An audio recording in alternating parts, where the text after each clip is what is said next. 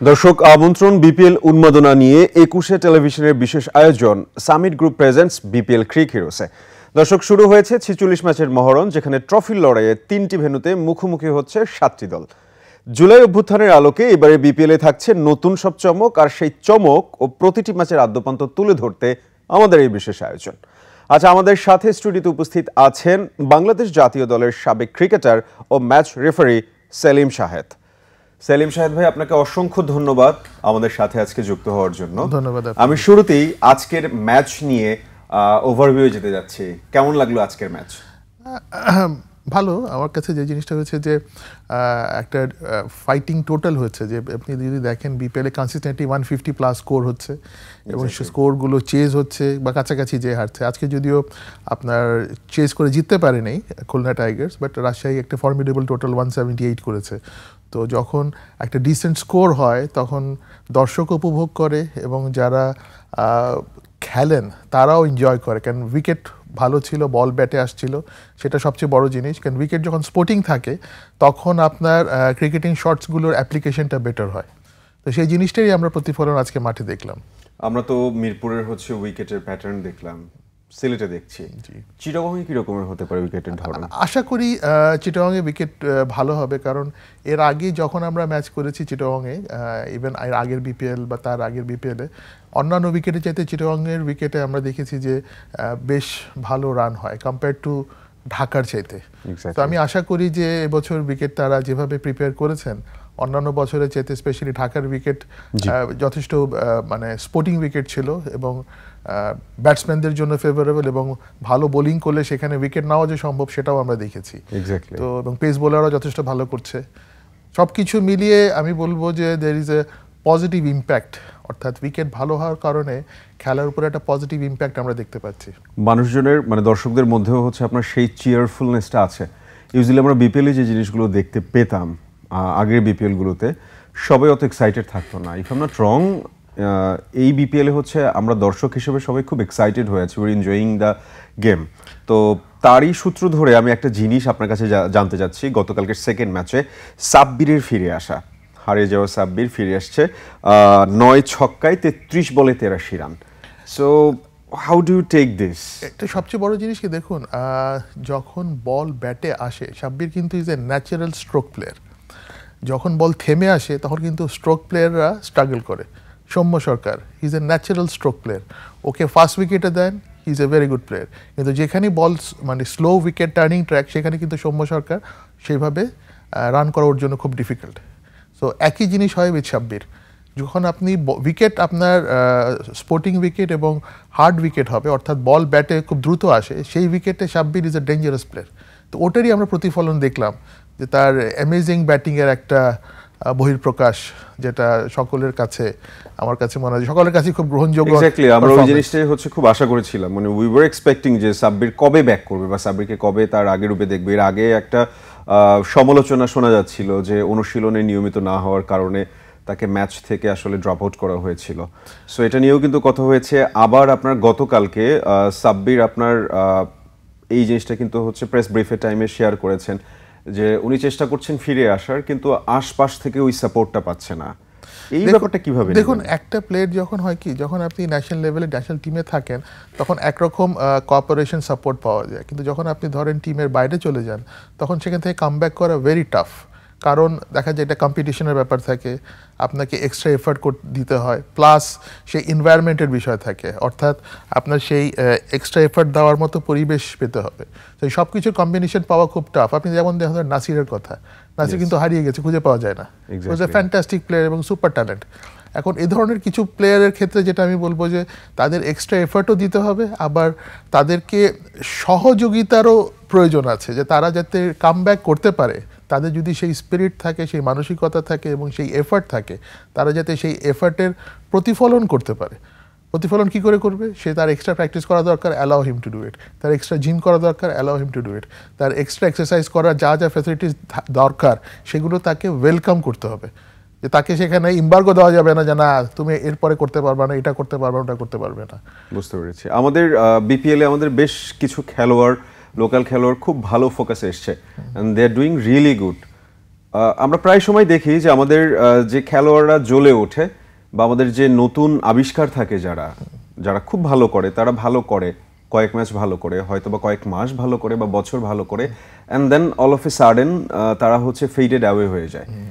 So এই জায়গায় আসলে আপনার বোর্ডের কতটুকু রেসপন্সিবিলিটি থাকে বা খেলোয়াড় যিনি খেলছেন তার আসলে কতটুকু রেসপন্সিবিলিটি থাকে নিজেকে ওই লাইমলাইটটায় টিকিয়ে রাখার?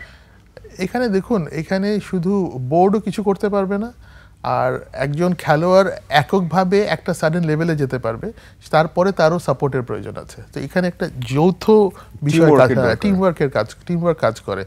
একটা জিনিস খেয়াল রাখতে হবে যে একটা প্লেয়ার গ্রো করতে কিন্তু ওভারনাইট গ্রো করে না, অনেক permutation, combination, step by step effort দেওয়ার পরে সে ন্যাশনাল লেভেলে আসে। তো সেখানে আসার পরে সেখানে টিকে থাকার জন্য তাকে আরও অনেক বেশি এফার্ট দিতে হয়। এটা অনেকটা ওরকম যে স্বাধীনতা অর্জনের চাইতে স্বাধীনতা রক্ষা করা অনেক কঠিন। তো সেই ধরনের বিষয়টা। তো আমাদের যে সমস্ত খেলোয়াড় ধরেন জ্বলে উঠে তারপরে হঠাৎ করে নিভে যায়, নাসির নিজে একটা example, he was such a talented player but হারিয়ে গেছে। শাব্বির একটা example, such a talented player হারিয়ে গেছে, সাডেন কাম ব্যাক করছে, হঠাৎ একদিন দুই দিন ভালো খেলছে। বাট এই কনসিস্টেন্টলি মেনটেন করার প্লেয়ার মধ্যে যদি আপনি দেখেন, মুশফিক কনসিস্টেন্টলি মেনটেন করে এত লম্বা ক্যারিয়ার করেছে, কিভাবে করেছে। So they are the role model for young players to follow. Mahmudullah Riyad, he is a role model, কিভাবে ডিপেন্ডেবল, কিভাবে তারা এটা মেনটেন করেছে। So these are the players যারা ইয়াং প্লেয়ারদের জন্য রোল মডেল হতে পারে to follow and develop themselves. নিজেকে কিভাবে মেনটেন করতে হবে, কি করে এক্সট্রা এফার্ট দিতে হবে, এবং ওই এক্সট্রা এফার্টের বাস্তবায়ন কি করে মাঠে করতে হবে। রায়ান বার্ল 29 বলে 48 রান করেছে, ইয়াসির আলী 25 বলে 41 রান করেছে। How much do they contribute to this? ওটাই মেন টার্নিং পয়েন্ট, ওটার কারণেই তারা 178 করেছে। তাদের এই পার্টনারশিপটার কারণেই কিন্তু তারা আজকে ম্যাচ জিতেছে। তাহলে কিন্তু ধরেন এই স্কোর যদি 150 করতো, তাহলে হয়তো তাদের দুজনে যদি এই 41 and 48 না করে তারা যদি 20s করতো, তাহলে কিন্তু টিমের স্কোর 178 যেত না। সো তাদের এই পার্টনারশিপ এবং এই পারফরমেন্সই কিন্তু আজকে তাদের জয় এনে দিয়েছে। এনামুল হক বিজয় লাস্ট 2 ম্যাচ, গত 2 ম্যাচ যাবত আসলে দেখা যাচ্ছে না, অফ ফর্মে রয়েছে। এর আগের যে কয়টা ম্যাচ হয়েছে বিপিএলে সে জায়গায় কিন্তু সে ভালোই পারফর্ম করেছে। কোন জায়গায় গিয়ে খেয়ে হারিয়ে ফেললো? দেখুন, কোনো প্লেয়ার সবসময় রান করবে না। এনামুল হক বিজয় আমাদের ডোমেস্টিক ক্রিকেটে হি ইজ এস্টাবলিশ প্লেয়ার। হ্যাঁ, বিরাট কোহলির মতো প্লেয়ার অস্ট্রেলিয়া গিয়ে রান করছে না, একইভাবে আউট হচ্ছে। এর মানে কি বিরাট কোহলি খারাপ প্লেয়ার? কখনোই না। সো যে কোনো প্লেয়ারের ক্ষেত্রে আপনার 1টা 2টা 3টা ইনিংস অফ যেতে পারে, অ্যান্ড যে প্লেয়ারটা প্রুভেন প্লেয়ার সে যে কোনো সময় বাউন্স করবে। তো আমাদের কনফিডেন্স রাখা উচিত এবং প্লেয়ারদের এনকারেজ করা উচিত যে you are good, you can do it. Exactly, not every day will be the same. Everyday আপনি তাহলে তো ব্রায়ান লালো ডেডি 100 করতো। এক্স্যাক্টলি, আপনি চিন্তা করেন সচিন টেন্ডুলকার 700 ইনিংস খেলেছে, ওর ভিতরে তা 100টা সেঞ্চুরি করেছে। তো বাকি 6টা ইনিংসে মানে 7 out of 1 সে 100 করেছে। তো 7টা ইনিংসে 1টা ইনিংস 100 করেছে player like Sachin Tendulkar. So we should be patient. Definitely. আমরা এক্সপেক্ট করি ওভার, হ্যাঁ, we have to encourage our boys এবং আমাদের প্লেয়ারদেরকে আপনার মোটিভেশনটা খুব ইম্পর্টেন্ট এবং তার কোথায় কোথায় ইমপ্রুভ করা যায়, অর্থাৎ criticism should be constructive criticism.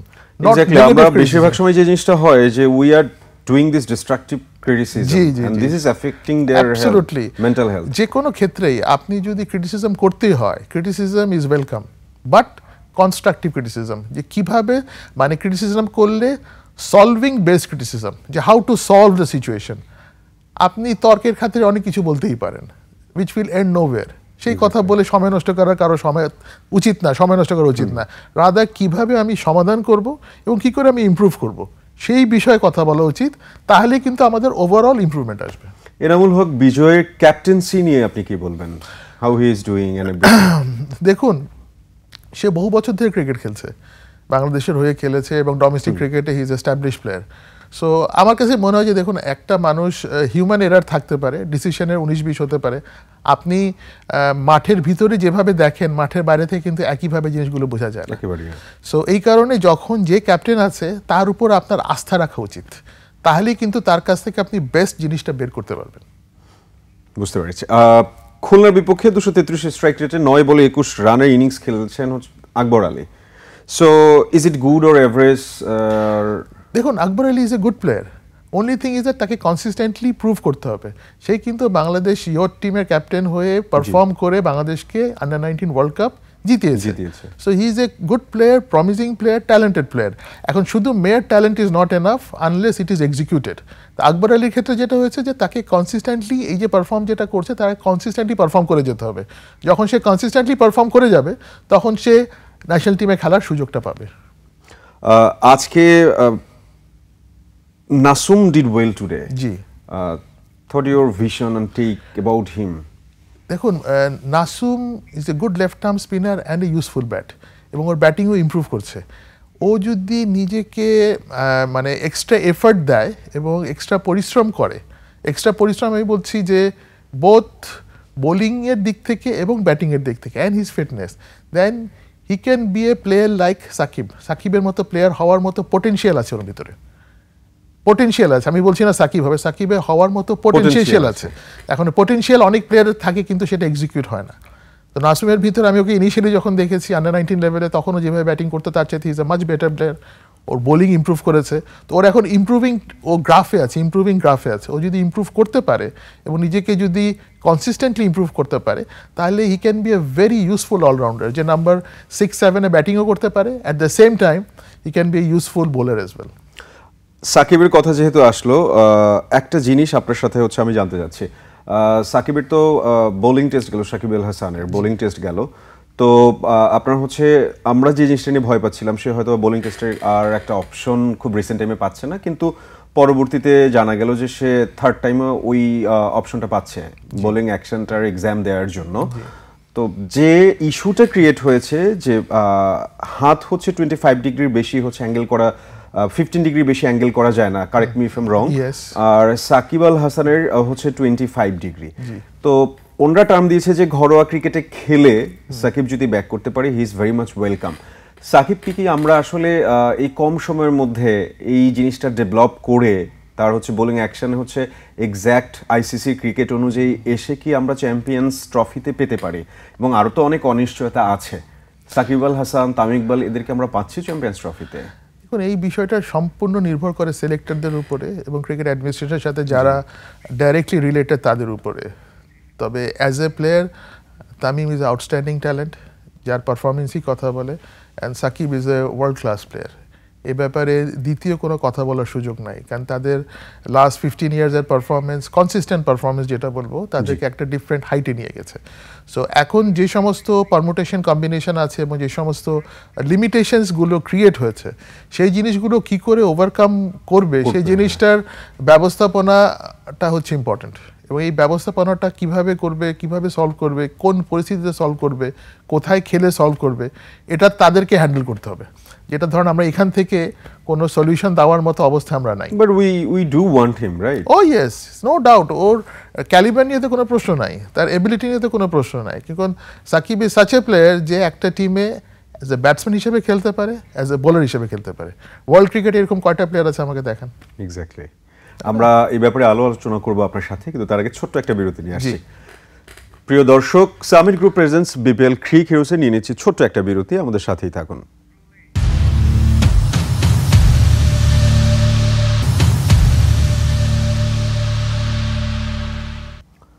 Summit group presents BPL ক্রিক হিরোসে আপনাদের আরও একবার স্বাগত জানাচ্ছি। আমরা চলে যাচ্ছি আমাদের আলোচনায়।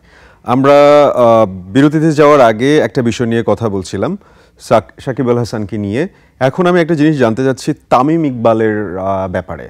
আপনার লাস্ট ম্যাচে তানভীর ইসলামের উপর তামিম ইকবালের হচ্ছে মেজাজ হারানো ম্যাচ শেষে, আবার অ্যালেক্স হেলসকে নাকি তামিম ইকবাল ব্যক্তিগতভাবে তির্যক মন্তব্য করেছে, এরকম একটা অভিযোগ অ্যালেক্স হেলস করেছে। তামিম ইকবাল তার এক্সপ্লেনেশন যেটা দিয়েছে যে অ্যালেক্স হেলস ভার্বালি অ্যাবিউজ করেছে 17 বছর বয়সী ইকবাল হোসেন ইমনকে, so that's why he did what he did. আসলে এই বিষয়গুলো আপনার একজন খেলোয়াড়ের ইমেজ বা হচ্ছে একটা টুর্নামেন্টের টোন কতটুকু এদিক সেদিক করতে পারে, বা what they should do as your experience person? আসলে এই সমস্ত জিনিস অফ দ্য ফিল্ড সেটেল করা বেটার, কারণ আপনি যখন মাঠে থাকেন it is better to focus on cricket only. আপনি খেলা শেষ হওয়ার পরে আপনি 1-to-1 you can talk and you can settle the matter. কারণ আপনার অনেক কিছু আছে, যখন মাঠের ভিতরে মানুষ অনেক এক্সাইটমেন্ট অনেক বেশি থাকে, ইমোশনালি অনেক বেশি চার্জ থাকে, তো অনেক সময় আনওয়ান্টেড কথা বলে ফেলেছে বা বলে ফেলতে পারে। তো এই জিনিসগুলো আমাদের কন্ট্রোল করা দরকার, যাতে কোনো আনওয়ান্টেড অ্যাক্টিভিটি বা অ্যাকশন না করি। কারণ আরেকটা জিনিস মনে রাখতে হবে যে আমাদের প্রত্যেকটা ম্যাচেই আম্পায়ার্স আছেন, ম্যাচ রেফারিরা আছেন, এবং আমাদের কিছু কোড অফ কন্ডাক্ট থাকে, যে dos and the don'ts for the players. আপনি কি বলতে পারবেন, কি পারবেন না, কি করতে পারবেন, কি করতে পারবেন না। এবং সেখানে যদি আপনি if you break the law you will be penalised. সেখানে আপনি you can be fine for matches, financial penalty আছে। So lot of things can happen. So এই সমস্ত জিনিস যতটা অ্যাভয়েড করা যায়, এবং এখানে কি আমাদের ইন্টেলিজেন্ট হওয়া দরকার সবাই, প্রফেশনালিজমটা আরও বাড়ানো দরকার, এবং ডিপ্লোম্যাটিক্যালি ট্যাক্টফুলি জিনিস হ্যান্ডেল করা দরকার। কারণ অফ দ্য ফিল্ড আপনি অনেক কিছু খুব সহজেই ম্যানেজ করতে পারেন, যেটা অন দ্য ফিল্ড না বললেই হয়। কেউ যদি ঘাউ ঘাউ করে, এর মানে না যে আপনাকেও ঘাউ ঘাউ করতে হবে। Exactly, we can wait and এইটা নিয়ে যে ঠিক আছে আপনি যেটা করেছেন এটা কি ঠিক করেছেন। সো আমি যদি এবারের বিপিএলে সেরা 5 জন ইয়াং খেলোয়াড়ের কথা বলতে বলি, আপনি কাদের পিক করবেন?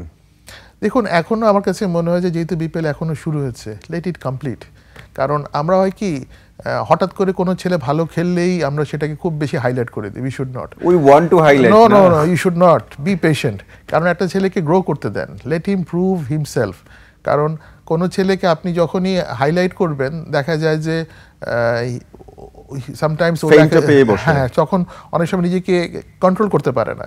কারণ আপনি বলছিলেন না যে আমাদের এখানে দেখা যায় যে প্লেয়ারটা হঠাৎ করে হারিয়ে যায়, তো হঠাৎ করে কাউকে আকাশ উঠানোর দরকার নেই, আবার হঠাৎ করে কাউকে মাটির নিচে ফেলে দেওয়ার দরকার নেই। এটা আমাদের দেশে খুব বেশি হয়। তো এই জিনিসটা আমার মনে হয় যে যারা মানে জার্নালিজম বা সাংবাদিকতায় আছেন, বা যারা ধরেন মিডিয়া কাভারেজে আছেন, এই জিনিসটা একটু কন্ট্রোল করা বেটার।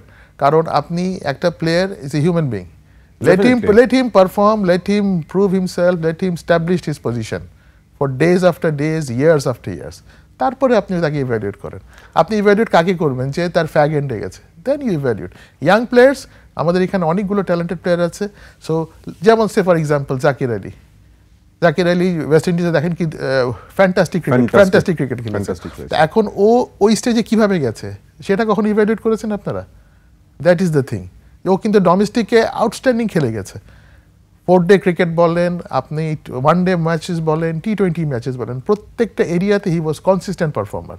ওই কনসিস্টেন্ট পারফরমেন্সের অ্যাপ্লিকেশনই আমরা টেস্ট ম্যাচ বলেন, 1 ডে বলেন এবং T20 বলেন, সেটা আমরা ওয়েস্ট ইন্ডিজে সেটারই প্রতিফলন দেখেছি। তো I am just giving one example. তো এই ধরনের ওয়েতে আমার মনে হয় যে উই শুড বি পেশেন্ট, এবং কেউ 2টা ম্যাচে 50 করলে, একটা 50 করলে, একটা 70 করলে, 2টা 70 করলে বা 2টা 100 করলে বেশি লাফানোর কিছু নাই। ওয়েট, লেট হিম স্কোর 100টা 10টা 100 করুক, 30টা 50 করুক, লেট হিম পারফর্ম করতে থাকুক। তখন দেখবেন অটোমেটিক্যালি সে হাইয়েস্ট লেভেলে, তখন এটা খিদা থাকবে তার। যেমন আপনি দেখেন রাহুল দ্রাবিড় যখন আসে ইন্ডিয়ান টিমে, তার ডোমেস্টিকে রান করতে করতে পাগল হয়ে গেছে। মানে কি পরিমাণ রান করতে আপনি চিন্তা করতে পারবেন না। রঞ্জি ট্রফি, দলীপ ট্রফি, সমস্ত ম্যাচেসে। তারপরে গিয়ে চান্স পেয়েছে। ওর ক্যারিয়ার কত লম্বা ছিল। সৌরভ গাঙ্গুলি প্রথমে যখন চান্স পেয়েছে হারিয়ে গেছে, তারপরে ডোমেস্টিকে রান করতে করতে করতে করতে ম্যাসেকার করে ফেলতো, 100, 150, 200 করে করে, তারপরে গিয়ে চান্স পেয়েছে।